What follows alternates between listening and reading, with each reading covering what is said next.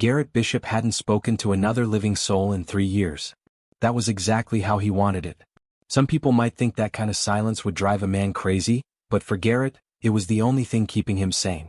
The refueling station drifted through empty space like a forgotten monument. Station Kepler 9 had been bustling once, back when the commercial ships used this route. But the corporations found a faster way through the sector, and just like that, Kepler 9 became irrelevant. The crew left. The lights went dark. The place died. Everyone left except Garrett. He kept only the bare minimum running. Life support in his quarters, a small galley where he heated up ration packs, and the command center. Everything else had gone cold years ago. The observation decks, the rec rooms, the dozens of crew quarters, all frozen and dark. Garrett liked it that way. The darkness felt honest. His morning routine never changed. Wake up at 0600. Shower in recycled water that always smelled faintly metallic. Heat up whatever ration pack he grabbed first from the storage locker. Then coffee, real coffee, the one luxury he'd stocked up on before coming here. He'd drink it standing at the observation window in the command center, watching the stars that never moved, never changed, never asked anything of him. No ships pass by anymore. No distress calls. No supply runs. No chatty communications officers trying to make small talk while their vessels refueled. Just silence and stars and the soft hum of the life support systems. This was what peace looked like. Garrett told himself that every morning. He'd made the right choice coming here. After what happened to his crew, after watching 5 good people die because some corporate bean counter decided proper maintenance cost too much, he couldn't go back to that life. Couldn't look at another cargo manifest, couldn't trust another company safety report, couldn't watch another crew boarding a ship without wondering if they'd come home. So he ran. Found the most remote, forgotten corner of known space and buried himself in it. The distress beacon changed everything. Garrett was on his second cup of coffee, reading an old novel on his datapad, when the alarm shrieked through the command center. The sound was so unexpected that he dropped his mug. It shattered on the deck, coffee spreading across the floor like dark blood. He stared at the flashing red alert on his console. Emergency distress signal. Bearing 273. Distance, 4,000 kilometers and closing. Someone was out there. Someone was dying. Garrett's finger hovered over the ignore button. Would be easy. Just switch off the alarm, clean up the coffee, go back to his book. Pretend he never heard it. Whoever was out there would drift past the station, and eventually their life support would fail, and that would be that. Not his problem. Not his responsibility. He'd come here specifically to stop being responsible for other people. But his hand wouldn't press the button. He thought about his crew. About Danny, the young engineer who'd just gotten engaged. About Patricia, who'd been 3 weeks from retirement. About Luis, who sent half his pay home to his parents on Earth. About the twins, Carrie and Cameron, who'd argued constantly but would have died for each other. They'd sent a distress signal too when the cargo bay seals failed. Garrett had sent it himself, screaming into the comm while he watched them suffocate through the viewport. Help had arrived 6 hours too late. Someone had ignored their distress call just long enough for it to matter. Garrett's jaw clenched. His hand moved to the docking controls instead.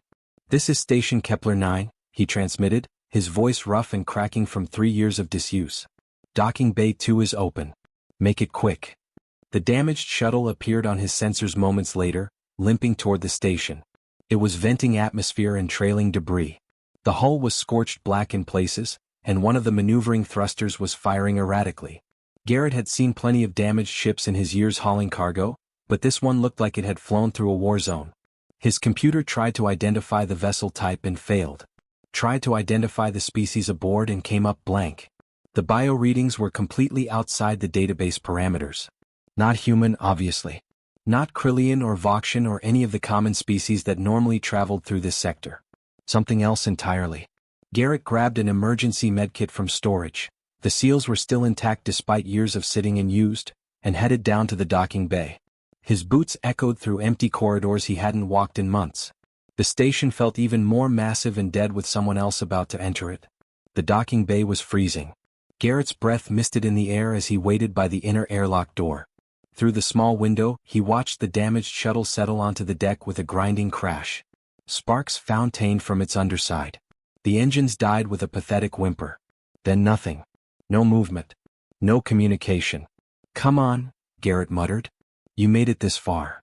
He cycled the airlock himself, override codes punching in automatically from muscle memory. The outer door sealed. The bay repressurized. The inner door unlocked with a hiss of equalizing pressure. Garrett pulled it open.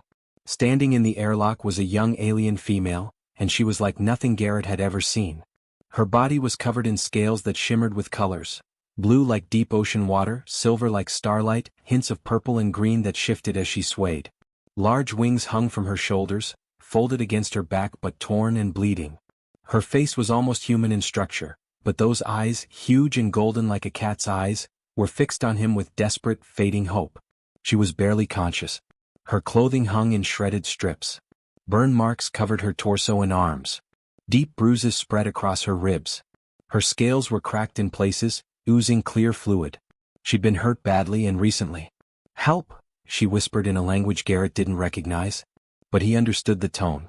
Everyone understands that tone. She tried to take a step forward, then her legs buckled. Garrett caught her before she hit the ground, his arms wrapping around her scaled body instinctively. She was heavier than he expected, her body temperature warm like heated metal. Her wings draped over his shoulders, surprisingly soft despite the damage.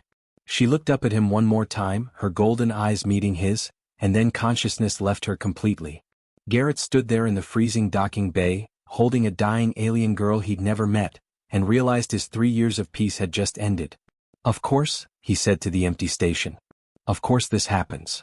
Then he carried her toward the medical bay, moving as fast as he could without jostling her injuries, and prayed that his rusty medical training would be enough to save her life. Garrett's arms burned by the time he reached the medical bay.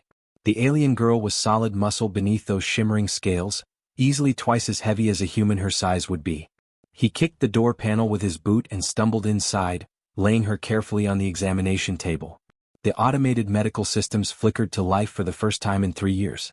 Lights buzzed overhead. Sensors extended from the ceiling on articulated arms, scanning her body with beams of blue light. The readout on the main screen made Garrett's stomach turn.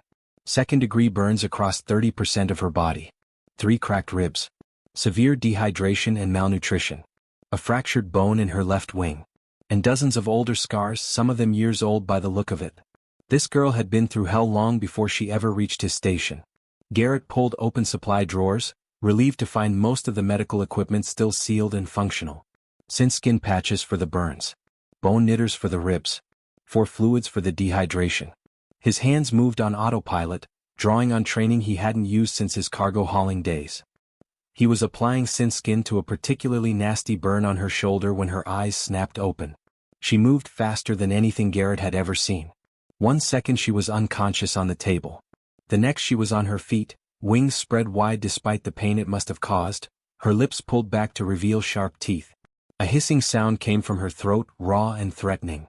Her golden eyes were wild with terror. Whoa, easy there," Garrett said, backing away with his hands raised.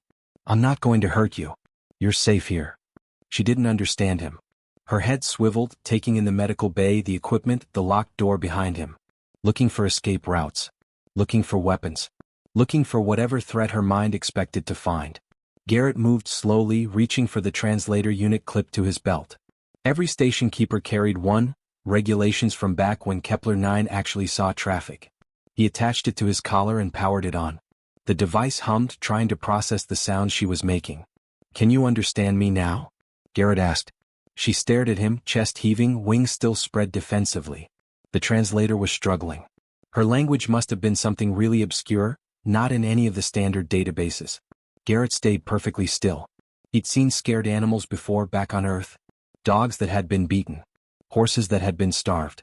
They all had that same look in their eyes, the desperate confusion of a creature that had learned the world only brought pain. "My name is Garrett," he said softly, keeping his voice calm and steady. "You came to my station in a damaged shuttle. I'm trying to help you. That's all. Just help." He pointed to the medical supplies on the counter. "These are for your injuries. They'll stop the pain. Make you heal faster. But I won't touch you unless you say it's okay." The translator finally synced with her dialect. The lights on the device changed from red to green. She heard his words in her own language now, whatever that language was. Her wings slowly folded back against her body. The hissing stopped. But her muscles stayed tense, ready to bolt or fight at any second. "You are human?" she asked. Her voice was rough, like she hadn't used it properly in a long time. "Yeah, human. From Earth originally, but I've been out here for a while now. You are alone? Just me. Nobody else on this whole station. Just a guy trying to live quietly. She studied him for a long moment, those golden eyes searching his face for something. Truth maybe. Or trustworthiness. Whatever she saw must have been enough, because she slowly sat back down on the examination table. My name is Vera, she said quietly. Nice to meet you, Vera. Is it okay if I finish treating your burns? They'll get infected if we leave them. She hesitated, then nodded once. Garrett worked carefully, narrating everything he did before he did it. Going to apply this patch to your shoulder now. Might feel cold at first. He'd peel back the backing on a sinskin patch and press it gently against her damaged scales. Now I'm moving to your arm. This burn looks pretty deep. Vera watched his every movement like a hawk, but gradually her posture relaxed. The sinskin was doing its job, numbing the pain and accelerating healing. Garrett used the bone knitter on her ribs, the device humming as it encouraged the cracks to seal. When did you last eat? Garrett asked. Days. For maybe 5. There was no food on the shuttle. Water. A little. Not much. Garrett finished with her wing, carefully realigning the fractured bone and applying a stabilizing brace, then stepped back. Stay here. I'll be right back. He returned a few minutes later with water and 2 ration packs. Vera's eyes locked onto them immediately. When he held them out, she flinched but took them with shaking hands. The first sip of water made her eyes close. She drank half the bottle in one go, then seemed to force herself to stop. Smart. Drink too fast after dehydration and you just throw it up. The ration pack disappeared in about 30 seconds. Garrett had never seen someone eat so desperately. She didn't even taste it, just consumed it like fuel for a dying engine. Here, he said, offering the second pack. Take it slow with this one. Your stomach needs time to adjust. Thank you, Vera said. This time she ate slower, actually chewing. Some color was returning to her scales, the shimmer becoming more pronounced. Garrett pulled up a stool and sat down, keeping some distance between them. You want to tell me what happened? How you ended up in that shuttle? Vera was quiet for a while, eating mechanically. When she finally spoke, her voice was flat. Empty. I was running. I have been running for 4 days. Running from what? From them. From the ones who owned me. The word hit Garrett like a physical blow. You were a slave, he said. Yes. For 6 years. Since I was 12 seasons old. She touched the scales on her arm, tracing old scars. My species is valuable. We are strong. We live long. And we are considered exotic by certain buyers. Garrett felt sick. He'd heard rumors about the slave trade in the outer sectors. Most people dismissed it as propaganda or exaggeration. Civilized species didn't do that anymore, right? The big corporations and governments had all signed the Sentient Rights Accords. But looking at Vera, at her scars and her haunted eyes, Garrett knew the rumors weren't exaggerated at all. Who took you? He asked. Vera met his eyes. The Talvex Consortium. Garrett's blood went cold. The Talvex Consortium was one of the largest trading conglomerates in 3 sectors. They had contracts with half the governments in known space. Military protection. Legal immunity. They were untouchable. How did you escape? They were transferring me to a new facility. The transport ship had mechanical problems. During the confusion, I stole a maintenance shuttle and ran. A bitter smile crossed her face. I am good at finding opportunities. 6 years teaches you to watch and wait. Where were you trying to go? The free colonies. I heard they do not ask questions there. That escaped slaves can hide. She looked down at her hands. But the shuttle was already damaged. I did not make it far. Garrett wanted to say something comforting, but what could he say? That everything would be okay? That she was safe now? He didn't know if either of those things were true. How are they tracking you? He asked instead. Because if you escaped 4 days ago, they should have lost your trail by now. Vera's expression darkened. She reached over her shoulder, touching the scales near her left shoulder blade. Tracker implant. Subdermal. I tried to remove it myself, but I could not reach it properly. And if it is damaged during extraction, it sends an emergency beacon. So they know you're here. Yes. They are coming. Vera looked at him, and for the first time he saw not fear but fierce determination in those golden eyes. They will not let me go, Garrett. I am expensive property. The consortium will burn this entire station to ash before they allow me to escape. Garrett stood up, his mind racing. 3 years of peace, 3 years of hiding from responsibility, and now he had a scared kid with a tracking device in her shoulder and the most powerful corporation in the sector coming to take her back. He should tell her to leave.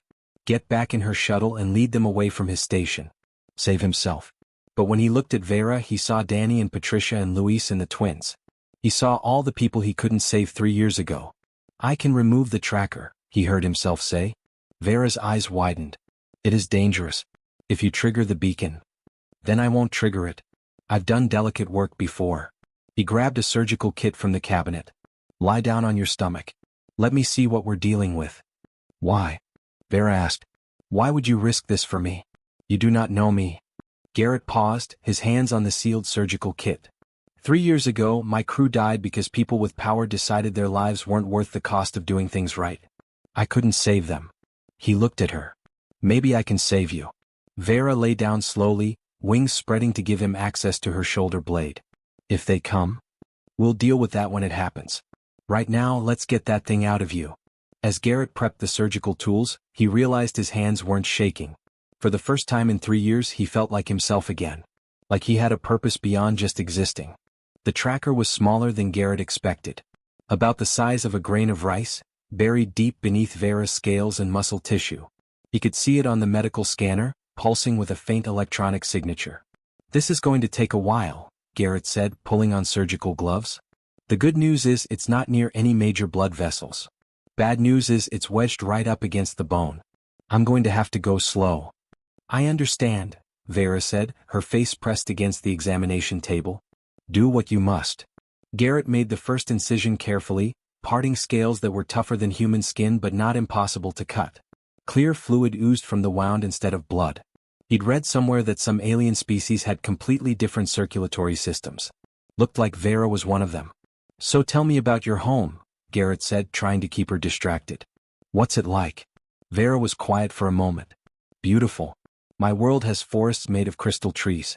When the sun rises, the light refracts through them and creates rainbows everywhere. The sound they make in the wind is like singing. Sounds incredible. My family lived near the northern Crystal Grove. My father was a historian. He studied the ancient settlements, the ones from before my people learned to fly between stars. My mother was a teacher. She worked with younglings, helping them learn to control their first flames. Garrett paused. Flames? My species can breathe fire. Small amounts when we are young, more as we grow older. It is a defense mechanism, mostly. And useful for cooking. There was a sad smile in her voice. My mother made the most amazing roasted kelmar. It is a root vegetable that grows in the deep soil. She would flame roast it until the outside was crispy and the inside was soft. You miss her. Every day. I wonder if she thinks I am dead. They both do. The consortium does not tell families what happened to the ones they take. We just disappear. Garrett worked in silence for a while, carefully separating tissue from around the tracker. His hands were steady despite the delicate work. Years of repairing damaged ships had taught him patience and precision. How many of your people have they taken? He asked. Hundreds that I know of. Maybe thousands. The consortium has been raiding my world for 20 years. They claim it is legal, that they have mining rights in our system and we are simply squatters on their property. Our government is weak. We cannot fight them. That's insane.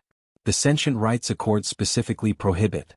The accords mean nothing to those with enough power to ignore them, Vera said bitterly. The consortium has lawyers and military contracts and friends in every major government. Who will stop them? Who will even listen to complaints from a small world nobody has heard of? Garrett thought about his own crew, about how the corporation that owned their ship had lawyers who made the whole incident disappear. Faulty equipment became operator error. Criminal negligence became an unfortunate accident.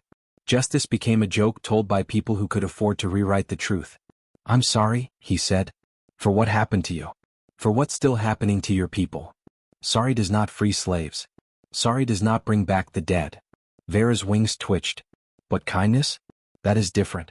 You are the first person in 6 years who has treated me like I matter. Like I am a person and not a thing to be used. Garrett felt the tracker shift under his instruments. Almost there. Tell me about the facility where they kept you. What was it like? Vera's voice went flat again. A building on a nowhere planet. 50 of us in total. Different species, different ages. We were trained to serve. To obey. To be pleasant and useful to whoever purchased us. They shock you when you disobey. Starve you when you talk back. There were worse punishments for those who fought too hard. How did you survive 6 years of that? By remembering who I was. By telling myself stories about my home, about my family, about the person I would become when I was free again. And by planning. Her claws flexed against the table. I watched everything. Learned their systems, their routines, their weaknesses. I knew that someday there would be a chance and I would only get one chance, so I had to be ready. Smart kid. Not smart enough. I am here with a tracking device still in my body and the consortium coming to drag me back. Not for long. Garrett got his instruments around the tracker, feeling the tiny device between the tips. This was the dangerous part. Too much pressure and it would activate. Too little and it would slip away deeper into tissue. He took a slow breath and began to extract it. What will you do? Vera asked suddenly. After you remove this? Will you tell me to leave? Garrett didn't answer immediately.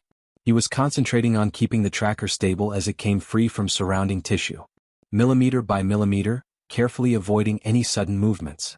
I should tell you to leave, he said finally. I came to this station to be alone. To hide from a galaxy that takes good people and chews them up. Sending you away would be the smart thing, the safe thing. Keep my head down and hope the consortium doesn't decide to blow up my station just for spite. But I spent 3 years being smart and safe and all it did was make me into a coward. The tracker came free with a soft pop. Garrett lifted it with the instruments, holding it up to the light. I'm tired of being a coward. He placed the tracker in a containment dish and sealed it. The device pulsed in the dish, still active, still sending its signal into space. But now it was separated from Vera. I'm going to give you a choice, Garrett said, cleaning and sealing the wound. I can destroy this tracker right now. The consortium will know exactly when we did it, and they'll come with everything they've got. Or I can keep it intact and send it off in a probe, make them chase a false signal while you escape in your shuttle. You'd have a head start, maybe enough to reach the free colonies. Vera sat up slowly, testing her shoulder. The wound was already starting to heal thanks to the synth skin and her own natural regeneration. She looked at the pulsing tracker in its dish, then at Garrett. If you destroy it, they will come here. They will destroy you for helping me. Probably. You would do that? Throw away your life for someone you met an hour ago? Garrett thought about Danny, who used to sing off-key while he worked. About Patricia, who kept photos of her grandchildren in her locker. About Luis and his gap-toothed smile. About Carrie and Cameron and their stupid jokes that nobody else found funny. My crew threw away their lives for nothing, Garrett said. Because some accountant decided safety inspections were too expensive. They died for a company that didn't even remember their names a week later. If I'm going to die, I'd rather it be for something that matters. For someone who matters. Vera's golden eyes shimmered. Garrett realized with shock that she was crying. Tears ran down her scaled cheeks and dripped onto the examination table. I do not want you to die for me, she whispered. Then don't let me die. Help me fight them. Fight the consortium? With what? You are one human on a dead station. Garrett smiled. Actually, I'm one human on a very dangerous dead station. This place wasn't always a refueling depot. Before the trade routes changed, Kepler 9 was a military outpost. And I've spent 3 years with nothing to do except bring old systems back online. He pulled up a schematic on the medical bay's display screen. Vera's eyes widened as she saw what he'd been working on. Weapon systems. Shield generators. Defense platforms. You armed this station? Had to do something with my time. Figured if I was going to hide, I might as well hide somewhere nobody could drag me out of.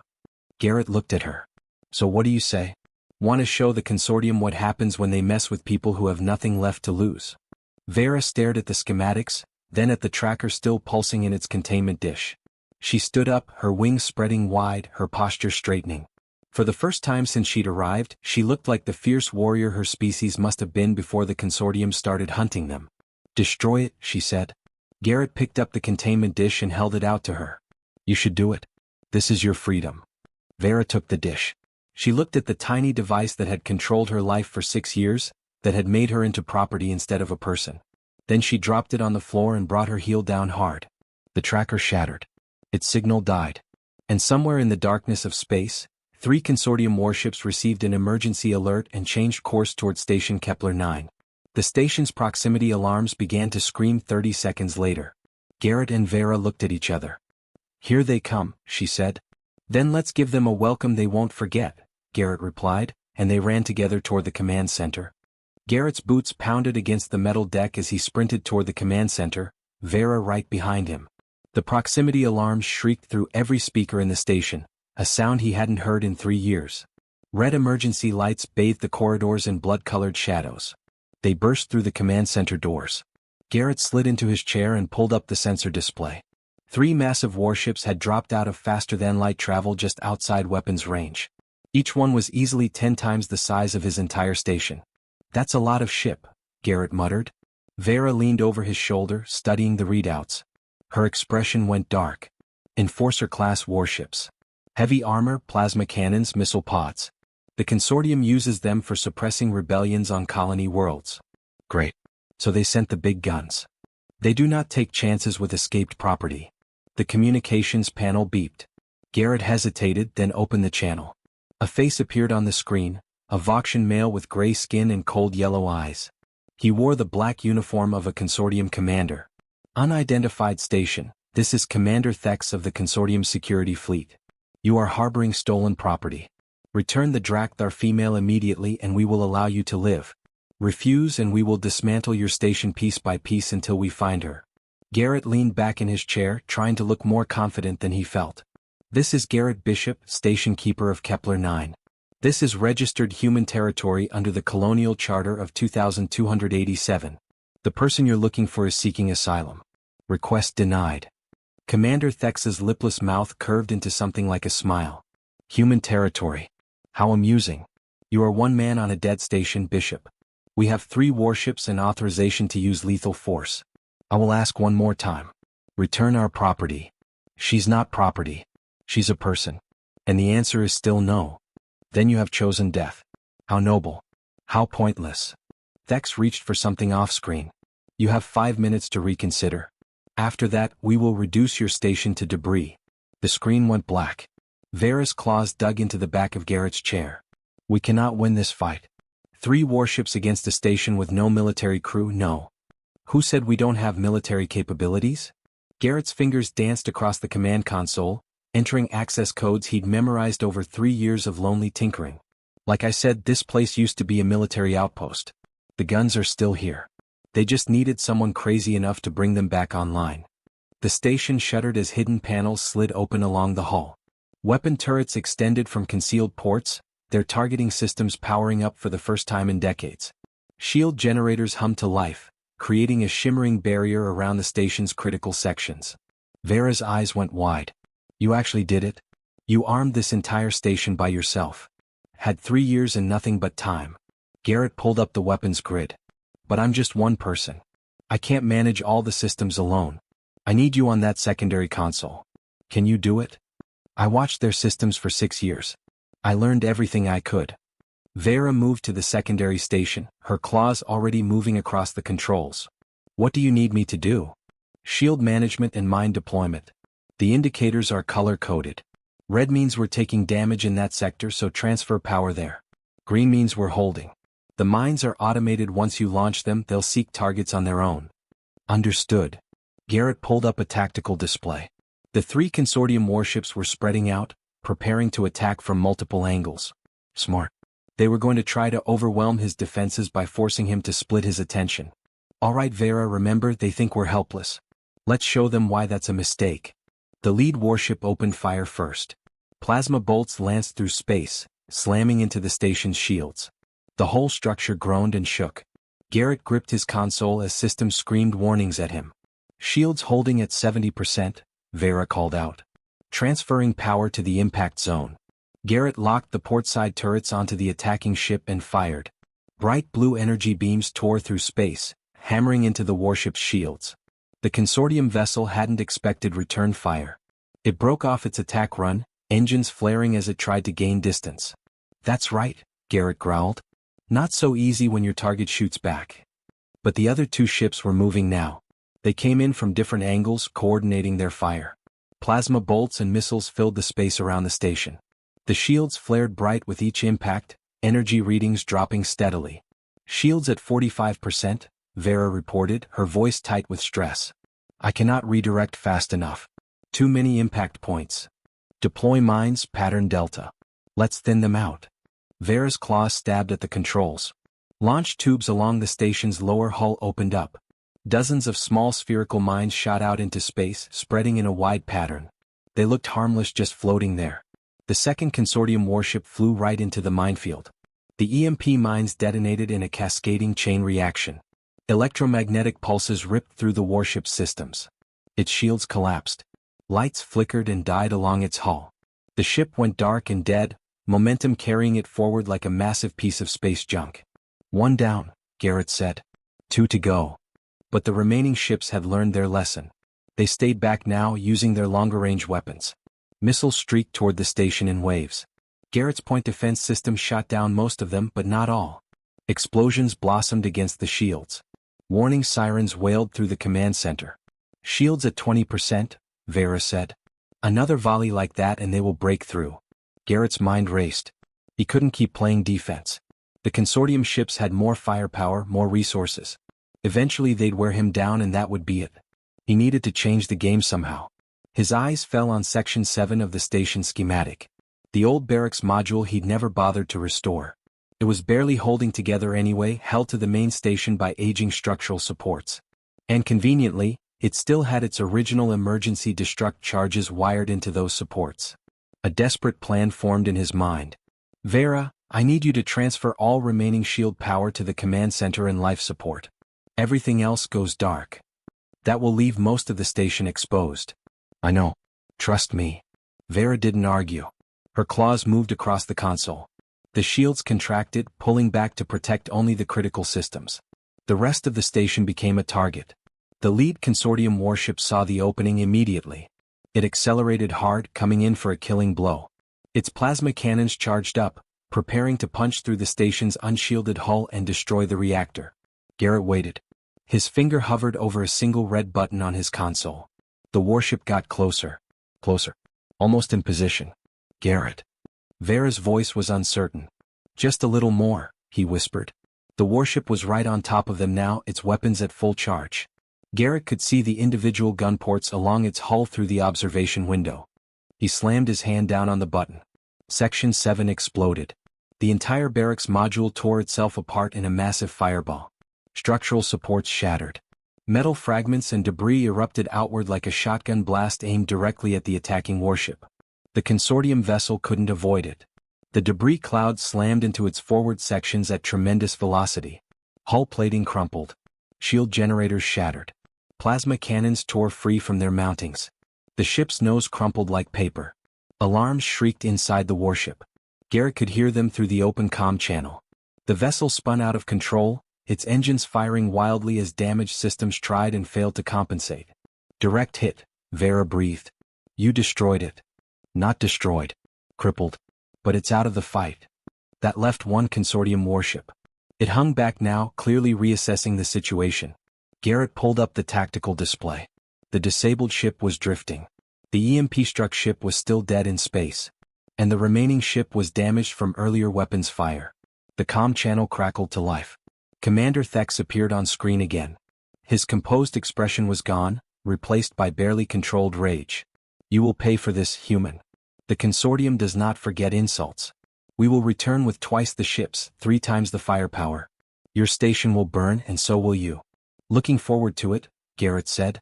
"But right now, you should probably worry about limping home before your damaged ship gives out completely."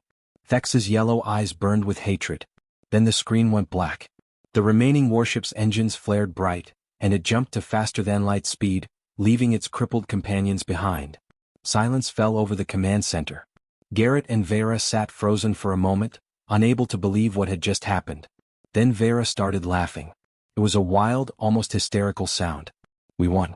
We actually won." Garrett started laughing too. Yeah, we did." But his laughter died when he saw the damage reports flooding his screen. The battle had torn the station apart. Primary power was failing. Life support conduits had been severed in the explosion. Critical systems were going offline one by one.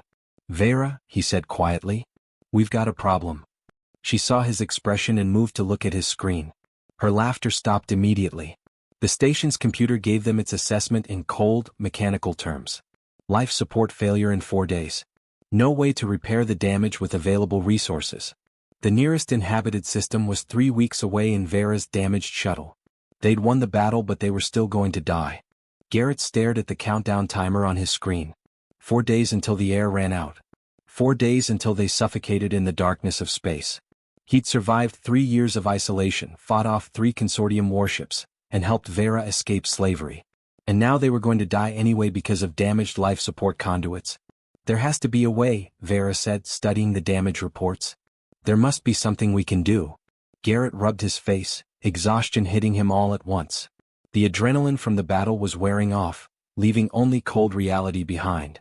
The explosion severed main power to half the station. Without power we can't run life support. Without life support we're dead. What about my shuttle? Could we use its systems? Your shuttle's barely functional. It got you here but it won't make it to the nearest inhabited system. We'd run out of air before we got a quarter of the way there. Vera's wings drooped. For a moment she looked defeated. Then her golden eyes narrowed and she straightened up. No. I did not survive 6 years of slavery and escape the consortium just to die on a broken station. There is always a way. We just have to find it. Her determination was infectious. Garrett found himself sitting up straighter. All right. Let's think this through. Your shuttle has a faster-than-light drive, right? Yes, but it is damaged. It could make perhaps one more jump before the core burns out completely. One jump is all we need if we can reach an inhabited system. The problem is your shuttle's drive isn't powerful enough to jump that far. And your station has power but no way to travel. They looked at each other as the same impossible idea occurred to them both. We combine them, Garrett said slowly. Take your shuttle's FTL drive and boost it with the station's reactor core. That is insane. The power output alone would tear the shuttle apart. Not if we reinforce the systems. Strip parts from the station, rebuild your shuttle's power distribution network, create a hybrid drive system. Garrett was already pulling up schematics, his engineer's brain working through the problems. It'll be ugly and it probably violates every safety regulation ever written, but it might work. Vera studied the schematics, her head tilted. I watched consortium engineers work for 6 years. I learned things, saw how they bypass safety systems to maximize efficiency. If we route the power through secondary conduits here and here, we could distribute the load enough to prevent a catastrophic failure. You can do that? I can try. She looked at him. But even if this works, even if we build this hybrid drive, we would only get one chance. If it fails, the shuttle explodes and we die instantly. Better than suffocating slowly over 4 days. Garrett stood up. Come on. We've got work to do and not much time to do it. They spent the next 3 days practically living in the shuttle bay. Garrett had never worked so hard in his life. They tore apart sections of the station, cannibalizing power conduits and reactor components. Vera proved to have an intuitive understanding of alien technology that complemented Garrett's human engineering knowledge perfectly. Hand me the plasma welder, Garrett called from inside the shuttle's engine compartment. Vera passed it up to him. Are you sure about this coupling? It looks unstable. It is unstable. But it's the best we can do with what we've got. Garrett finished the weld and backed out of the cramped space, his clothes soaked with sweat. How's the power distribution network looking? I have rerouted everything through the secondary and tertiary conduits like the consortium engineers used to do. It should hold. Probably. Probably is better than definitely dying. They worked through the night. Not that day or night meant much on a space station, but Garrett's exhausted body certainly knew the difference. They survived on ration bars and water, taking turns sleeping for a few hours while the other kept working. On the second day, Vera showed him a trick she'd learned from watching her captors. The consortium always pushed their drives beyond rated capacity. They would recalibrate the safety limiters like this. Her claws moved across a control panel, adjusting settings that made Garrett nervous just watching. It is dangerous, but it increases output by 30%. Dangerous seems to be our theme this week, Garrett said. Show me how to do it. They talked while they worked, sharing stories to keep exhaustion at bay. Garrett told her about Earth, about growing up in the mountains of Colorado, about his first job on a cargo hauler when he was barely 18. Vera described her world's crystal forests in such detail that Garrett could almost see them, the rainbow light refracting through translucent trees. My father used to take me exploring in the ruins of the old cities, Vera said, carefully threading a power cable through a narrow conduit. Our people built great things before we reached the stars. Temples and libraries carved into living crystal. He would tell me stories about our ancestors, about the wars they fought and the peace they eventually found.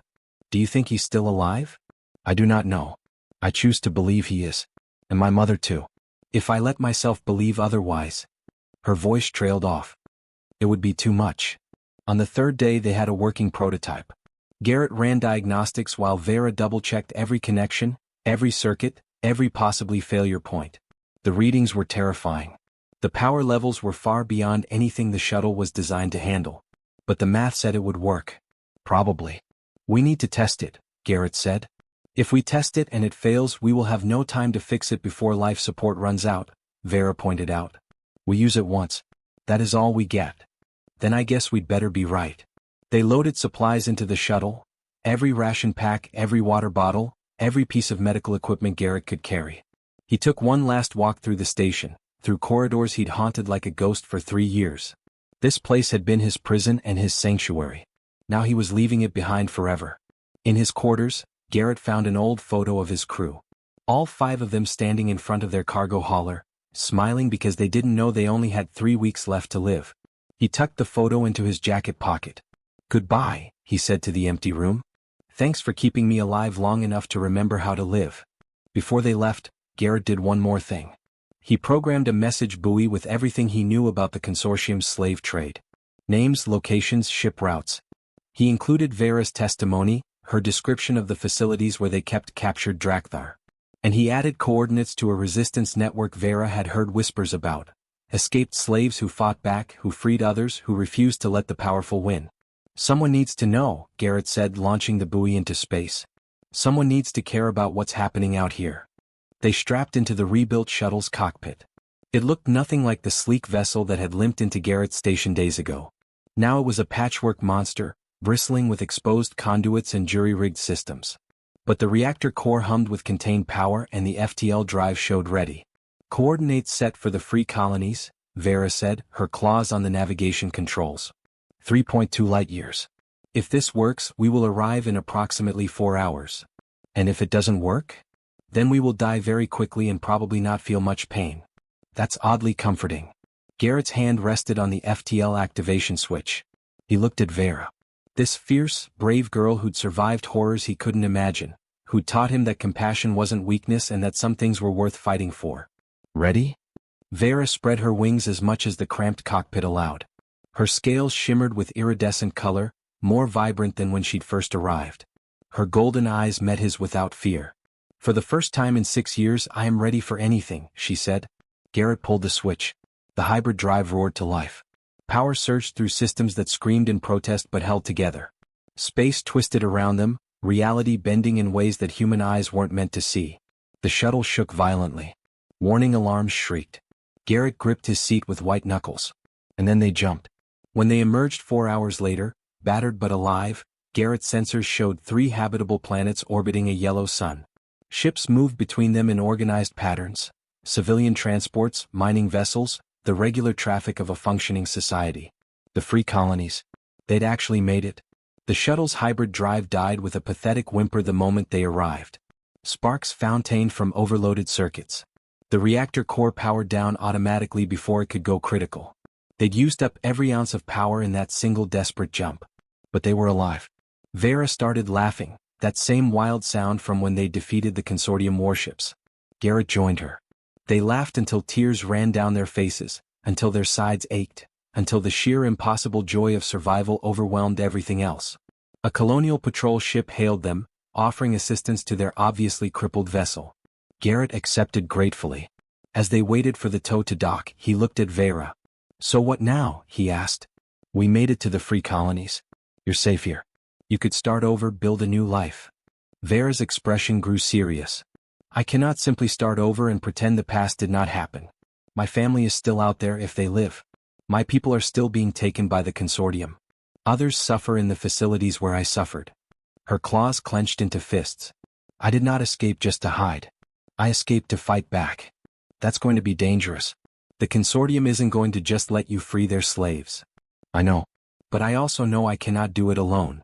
She looked at him hopefully. You said before that you were tired of hiding. Did you mean it? Garrett thought about his 3 years on the station, about the person he'd become when he stopped caring about anything except his own pain. Then he thought about the last 4 days, about how alive he'd felt, how much purpose he'd found in helping someone who needed him. Yeah, he said. I meant it. Besides, you're going to need an engineer if you want to keep pulling off impossible repairs. And I will need someone to remind me that not all humans are slavers and merchants. That some are simply good. The patrol ship finished docking. Its crew helped them transfer to the safety of their vessel. As they traveled toward the nearest colony station, Garrett watched Vera through the viewport. She was staring at the planets below, at the first real freedom she'd known in 6 years. He realized something then. He'd wanted to be alone on that forgotten station, wanted to hide from a universe that had taken everything from him. But Vera had crashed into his isolation and reminded him of something he'd forgotten. Life wasn't about avoiding pain. It was about finding something worth the pain. Someone worth fighting for. A purpose worth the risk. Garrett Bishop had spent 3 years dying slowly in the dark.